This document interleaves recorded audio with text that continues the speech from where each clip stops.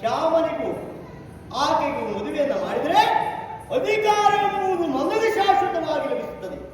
ಆದರೆ ಸಮಸ್ಯೆ ಉದ್ಭವವಾಗಿದ್ದಲ್ಲೇ ಸ್ವಾಮಿ, ಈಗಾಗಲೇ ಶ್ಯಾಮ ರಾಧಾ ಎಂಬುವರಲ್ಲಿ ಅನುರಕ್ತಳಾಗಿ ಅವರಲ್ಲಿ ಪ್ರೇಮಾಂತರವೆಂಬುದು ಮೂಡಿದೆ. ಅವರ ಪ್ರೇಮವೆಂಬುದು ಬಲಿಷ್ಠವಾಗಿದೆ. ಹಾಗಾದರೆ ಇವರ ಪ್ರೇಮವನ್ನು ಕುಡಿಗೊಳ್ಳಬೇಕಾದರೆ ನಾ ಕೈಗೊಳ್ಳಬೇಕಾದದ್ದು ಇತ್ಯಾದಿ ಮತ್ತೇನಲ್ಲ.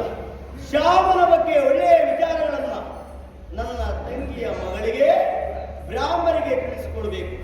ನಾವು ಹೇಳಿದ್ರೆ ಸರಿಯಾಗ್ತದೆ? ಇಲ್ಲವೇ ಇಲ್ಲ. ನಮ್ಮಲ್ಲೇ ಇದ್ದಾರೆ ಬ್ರಾಹ್ಮಣರು. ಅವರಿಗೆ ನನ್ನ ಮಗನ ಜಾತಕವನ್ನು ನೀಡುವುದರ ಮೂಲಕವಾಗಿ ಜಾತಕದ ವಿಶೇಷವನ್ನ